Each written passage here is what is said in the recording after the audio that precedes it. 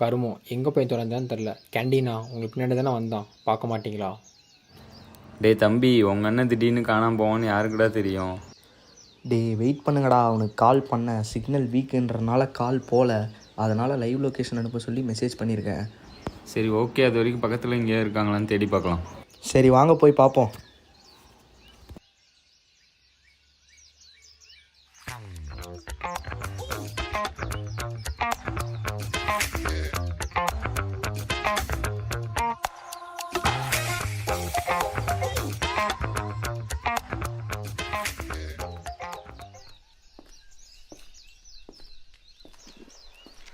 Brother, petrol இல்லையா bro? ஆமாம் brother. நம்ம வண்டியிலையும் இல்லை ப்ரோ. பிரதர், நான் அந்த பக்கம்தான் ப்ரோ வரேன். அந்த பக்கம் பெட்ரோல் பங்க்லாம் எதுவும் இல்லை, அதனால தான் நானே இங்கே வந்து உட்காந்துட்டு இருக்கேன். ஐயோ பிரதர், இந்த பக்கமும் பெட்ரோல் பங்க் இல்லையா? ஆமாம் ப்ரோ, வந்து உட்காருங்க. இல்லை ப்ரோ, நான் அப்படியே போகிறேன், எனக்கு லேட் ஆகிடும். நம்ம ஃப்ரெண்ட்ஸ் வர வரைக்கும் வந்து உட்காருங்க ப்ரோ. அவனுக்கு என்ன தான் தேடிட்டு இருப்பானுங்க. அவனுக்கு வந்ததும் நம்ம எல்லாம் ஒட்டுக்கா போகலாம். இல்லை ப்ரோ, நான் இந்த பக்கம் போகிறேன், நீங்கள் இந்த பக்கம் போகிறீங்க, நான் அப்படியே போகிறேன். ஓ, அது வேறையா? சரி, ஒன்று பண்ணலாம். நம்ம ஃப்ரெண்ட்ஸ் கிட்டே பெட்ரோல் இருக்குது. அவனுக்கு வர வரைக்கும் வெயிட் பண்ணுங்கள். அவனுக்கு வந்ததும் பெட்ரோல் வாங்கி தரேன், போகலாம். அடா வா ப்ரோ, வந்து உக்காரு.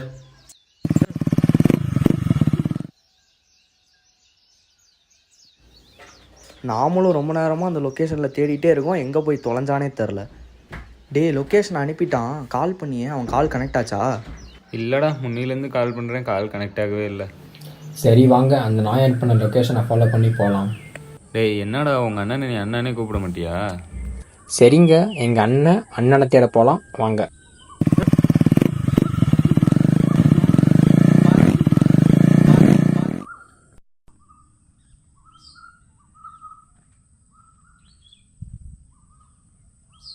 என்ன ப்ரோ, வண்டியெலாம் பயங்கரமாக இருக்கு. உங்கள் டேடி தான்? இல்லை ப்ரோ, ஃப்ரெண்டுது. ஃப்ரெண்டுதுன்னு சொல்கிறீங்க, உங்கள் ஃப்ரெண்டு உங்கள் கூட வரலையா? இல்லை ப்ரோ, இப்போ என் கூட இல்லை. ஏன் ப்ரோ, என்ன ப்ரோ ஆச்சு? இல்லை ப்ரோ, அவனுக்கு சிஏடி இருந்ததுனால அவனோட ட்ரீட்மெண்ட்காக ஃபாரின் கூப்பிட்டு போனாங்க. பட் ட்ரீட்மெண்ட் கொடுத்தும் அவனை காப்பாற்ற முடியல. ரொம்ப கஷ்டம் இல்லை ப்ரோ. அவர் இறந்து எவ்வளோ நாள் ஆச்சு ப்ரோ? 2 or 3 months இருக்கும் ப்ரோ. ஓ, அந்த இன்சிடெண்ட்டை மறக்க தான் ரிலாக்ஸேஷனுக்காக இங்கே வந்திருக்கீங்களா ப்ரோ?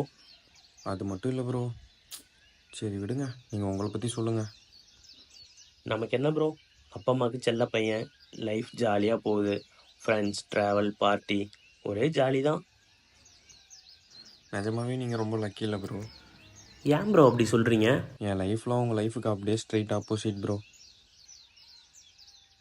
சின்ன வயசுலேயே அப்பா அம்மா இறந்துட்டாங்க. என் பாட்டி தான் என்னை ரொம்ப கஷ்டப்பட்டு வளர்த்துனாங்க. என் பாட்டிக்கு அப்புறம் எனக்கு ரொம்ப முக்கியமானவங்க என் மனோவும் அப்புறம் ஸ்ருதியும் தான். மனோ ட்ரீட்மெண்ட்காக ஃபாரின் போனான், பட் திரும்ப வரவே இல்லை. அவன் ஞாபகார்த்தமாக என்கிட்ட இருக்கிறது இந்த ஒரே ஒரு பைக் மட்டும்தான். அப்புறம் ஸ்ருதி கூடயும்.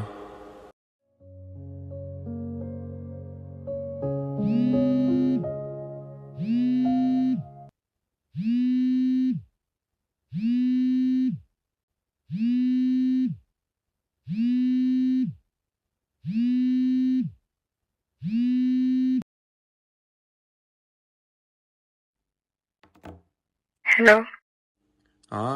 சொல்லு ஸ்ருதி. சொல்லுனா நீ தான் சொல்லணும். என்ன சொல்கிறது தெரியலையே. தெரியலையா? இன்னைக்கு என்ன டேன்னு கூட தெரியலையா? போய் டேட் செக் பண்ணு போ.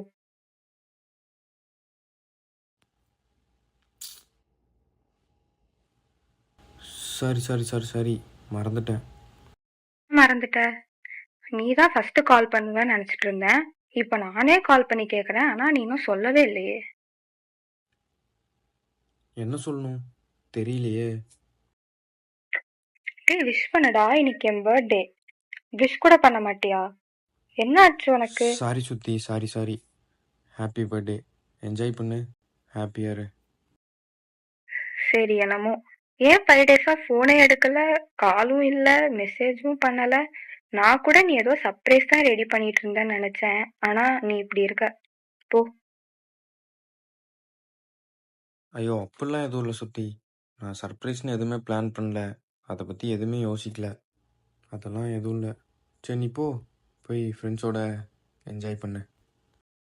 அர்ஜுன், இன்னும் நீ அதே தான் நினைச்சிட்டு இருக்கியா? நினைச்சேன். டேய், இன்னும் எத்தனை நாள் தான்டா இப்படியே இருக்க போற? இதனால யாருக்கும் எந்த பிரயோஜனமும் இல்லைன்னு உனக்கு தெரியுதா தெரியலையா? தயவு செஞ்சு அதை மறக்க ட்ரை பண்ண அர்ஜுன். ஸ்ருதி, அப்படிலாம் எதுவும் இல்லை. நீ தேவையில்லாமல் கண்டதை போட்டு குழப்பாத. இன்னைக்கு நல்ல நாள். நீ போய் ஹாப்பியர் ஃப்ரெண்ட்ஸோட, ஓகேவா? இப்போ பொய் சொல்லாத அர்ஜுன், நீ அதெல்லாம் நினைக்கலன்னு. முன்னாடி என் பர்த்டேக்கு நீ தான் ரொம்ப எக்ஸைட்டடா இருப்ப.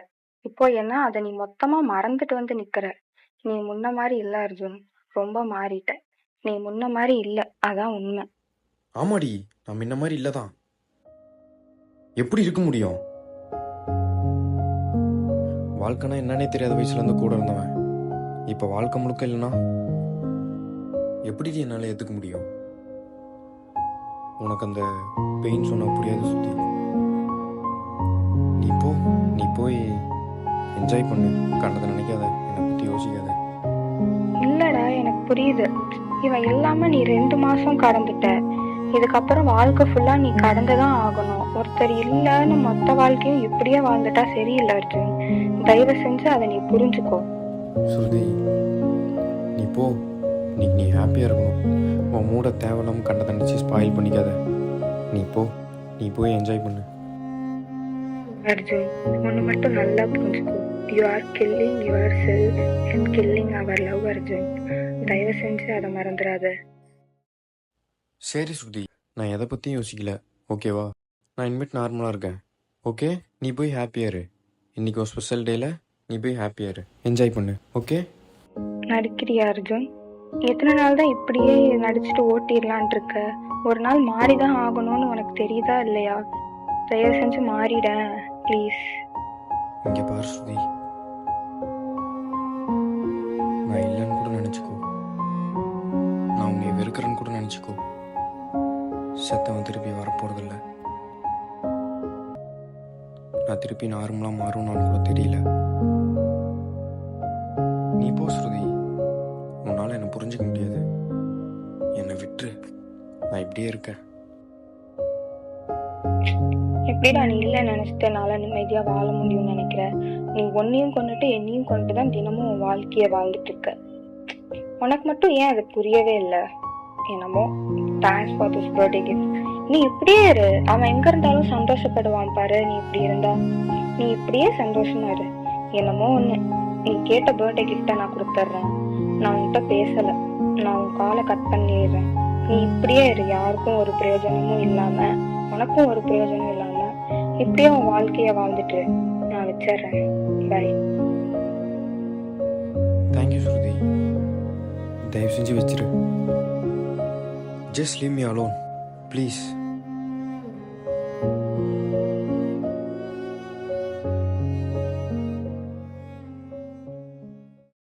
அந்த ஃபோன் காலுக்கு அப்புறம் எனக்கு நிறைய விஷயம் புரிஞ்சது.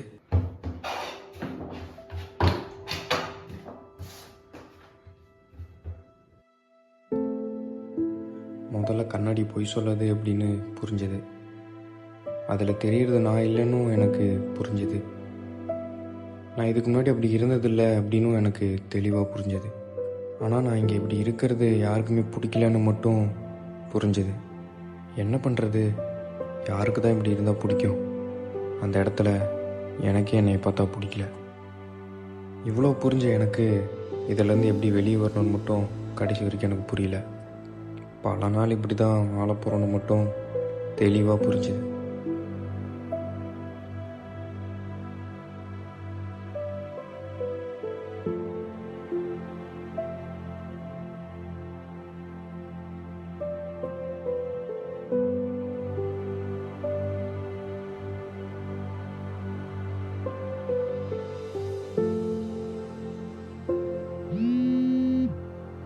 இனிமேல் இப்படி இருந்தால் போதும், வாழணுன்ற அவசியம் இல்லைன்னு பல நாளை ஓட்டிட்டேன். என் மேலே அன்பு காட்டின ஒருத்திட்ட கூட என்னால் அக்கறை கட்ட முடியாத நிலைமைக்கு வந்துட்டேன். இனிமேல் தனிமை மட்டும்தான் நிரந்தரம், இனிமேல் எந்த வழியும் இல்லை, எந்த நம்பிக்கையும் இல்லைன்ற ஒரு நேரத்தில் தான் எனக்கு ஒரு வழி கிடைச்சிது.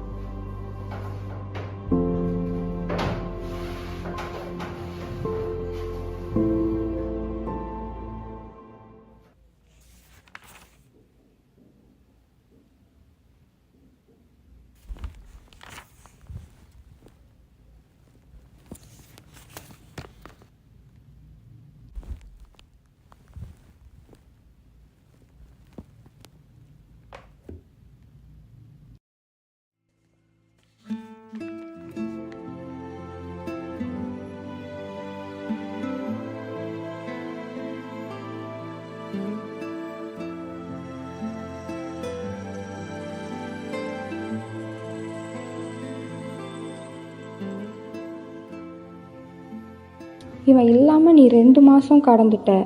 இதுக்கப்புறம் வாழ்க்கை ஃபுல்லாக நீ கடந்து தான் ஆகணும்.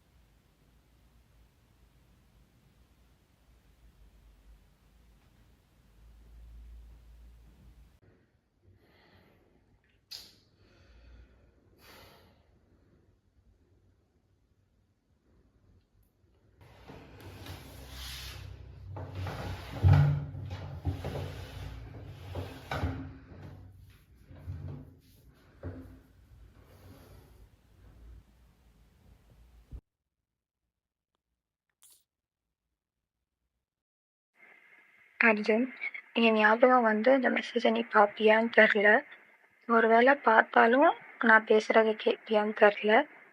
எப்படியோ இப்படிலாம் நடந்து அப்படி நீ கேட்டுட்டு இருந்தா கேளு அர்ஜுன். இன்னும் பல நாள், பல மாதம், ஏன் பல வருஷ கணக்கில் கூட அப்படியே இருக்கோ. இனிமேல் நான் உன்னை டிஸ்டர்ப் பண்ணுறதா இல்லை. ஆனால் நீ திரும்ப வந்த அப்படின்னா பழைய அர்ஜுனா மட்டும் வா. எனக்கு அது மட்டும் போதும். நீ இப்படி இருக்கிறதுக்கான ரீசன் எனக்கு புரியுது. ஆனால் அதுலேருந்து உன்னை வெளியே கொண்டு வர்றதுக்கான வழி மட்டும் எனக்கு தெரியல. ஆனால் உன்னால் தெரிஞ்சுக்க முடியும். உன்னால் கண்டிப்பாக முடியும் அர்ஜுன். எவ்வளோ தூரம் வேணாலும் நீ போ, எவ்வளோ நாள் வேணாலும் நீ எடுத்துக்கோ. But please come back when you are completely you Arjun. அப்போ உனக்காக கண்டிப்பாக நான் இருப்பேன். ஸோ ப்ளீஸ் தேட அர்ஜுன். பாய்.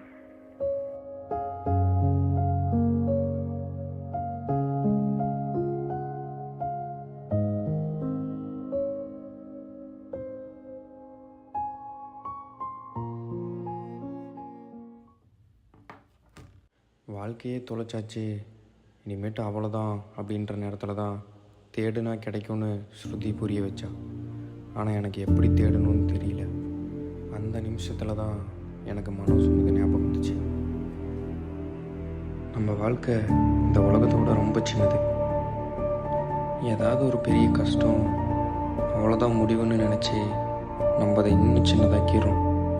உனக்கு அப்படி ஏதாச்சும் ஒரு கஷ்டம்னா உன் வாழ்க்கையை பெருசாக்கிக்கோ, இந்த உலகத்தளவுக்கு.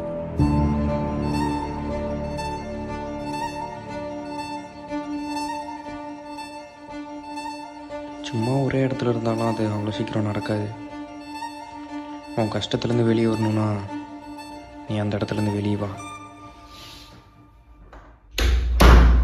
இப்படி அவனோட வார்த்தையை கேட்டு நான் வெளியே வந்தேன். இன்னும் வெளியே தான் இருக்கேன். இப்போ இங்கே இருக்கேன்.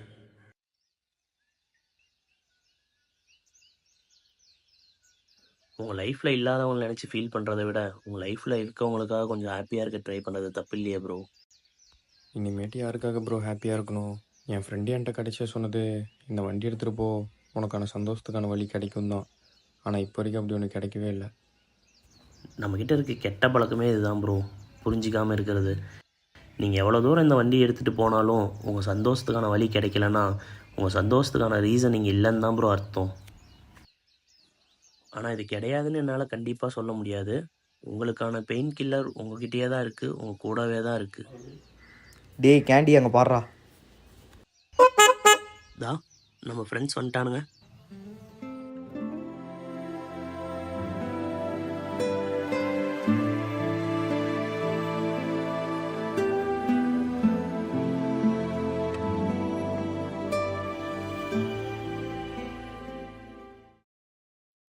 Bye bro.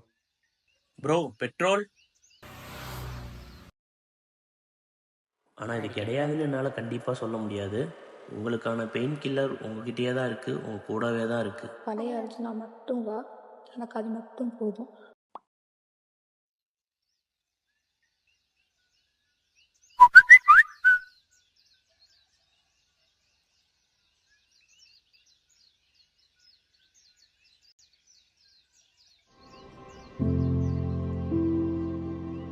வாழ்க்கையில் ஒரு சோகம் வந்துச்சுன்னா மிஞ்சினதெல்லாம் கேள்வி தான் போல்.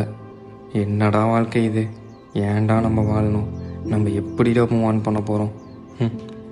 இதுக்கான பதில் அவ்வளோ சீக்கிரம் கிடச்சிருமான்னு தெரில. ஆனால் எனக்கு இப்போ கிடச்சிருச்சு. நான் படித்த பல புக்ஸும் சரி, நான் போன பாதைகளோட தூரமும் சரி, ஏன் என்னை சுற்றி இருந்தவங்களாலையும் சரி எனக்கான பதிலை கொடுக்க முடியல. ஆனால் எங்கேருந்தோ அந்த ஒரு மூணாவது மனுஷனால் இப்போ எனக்கு அந்த பதில் கிடச்சிருச்சு. அவ்வளோதான் வாழ்க்கை. எல்லாமே முடிஞ்சிருச்சுன்னு நினைக்கும் போது தேடல் மட்டும்தான் நம்மளுக்கு கை கொடுக்கும். அந்த தேடல் இல்லைன்னா வாழ்க்கை அர்த்தமில்லாதாயிடும். ஆமாம், அர்த்தமில்லாததாயிடும்.